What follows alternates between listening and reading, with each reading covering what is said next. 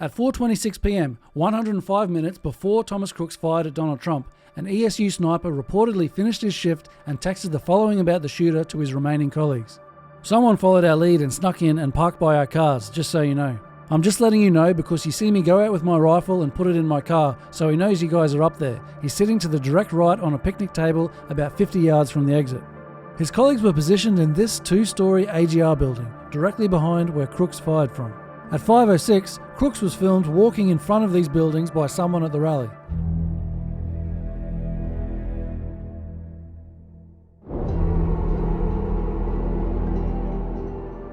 One of the remaining ESU snipers on the second floor spotted him at 5:10 and took photos of him 4 minutes later.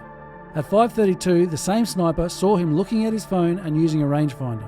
He sent the photos to local law enforcement officers at 5:38 with the following message. Kid learning around building we are in. AGR, I believe it is. I did see him with a rangefinder looking towards stage, FYI. If you want to notify Secret Service snipers to look out, I lost sight of him. Butler ESU Command confirmed receipt of the photos at 5:55 and stated they had been relayed on. At 6:03, despite everything previously mentioned, Trump was allowed onto the stage to begin speaking. According to this report by Senator Ron Johnson, at around 6:06, the ESU sniper left his position on the second floor to, quote, meet local law enforcement patrol to alert them to Crooks' presence.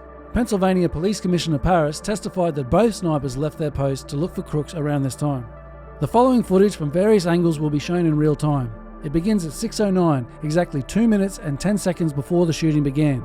Keep in mind that during everything you are about to see, no apparent attempt was made to neutralize Crooks from the counter-sniper position behind him or to at least get Trump out of harm's way. MAGA means Make America Great Again, Joe.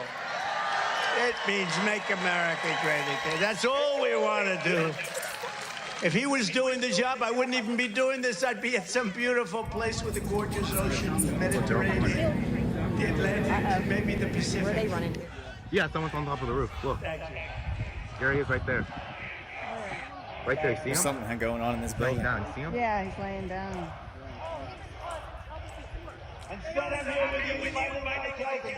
What's happening? Oh, wow, where are they running to? Oh my God. There's somebody in this building. Yeah, look. There he is. Because we have millions and millions of people in our country that shouldn't be here. Dangerous people. Criminals. We have criminals.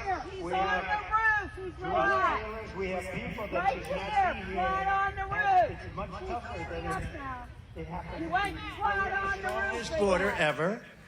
In recorded history, we're the best border. In fact, if they could ever put up a chart, I don't know if they can do it. Do you guys have access to that chart that I love so much? You don't mind if I go off teleprompter, do you? Because these teleprompters are so damn boring, I try and explain that. Oh, there's it. Wow. You guys are doing it. They're getting better with time. My guys, take a look at that chart. Take a look at the arrow on the bottom. See the big red arrow, right? So that's when I left office. That was the lowest point, and that comes right from the government services, comes right out of Border Patrol. Take a look at that. So that arrow is the lowest amount of illegal immigration ever in recorded history into our country. And then the worst president in the history of our country took over. And look what happened to our country. Make yourself small, bro. I don't know what's going on. Probably 20 million people. And you know, that's a little bit old, that chart. That chart's a couple of months old. And if you want to really see something to say, take a look what happened.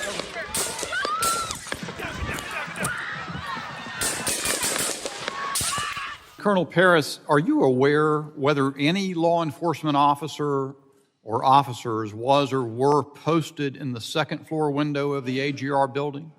To my knowledge, there were 2 posted there from Butler ESU. Did they remain on post?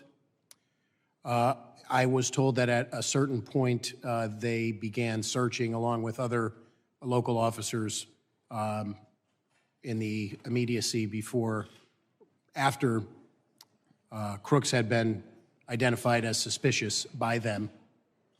If I understand correctly, this is from the second story window of the AGR building. You can see that window comes out from the sash and swings out to the right. There's an aerial photo right after Crooks was killed, where Crooks's body's on the roof, and that window was open. I don't know that particular window, but my understanding is from a second-story window is where he was initially spotted. Okay. So are you then saying that, to your knowledge, those ESU officers left the location where they could look out the window to go in search of this person? That is my understanding. From that X is where the shooter was shared with us. His body was found.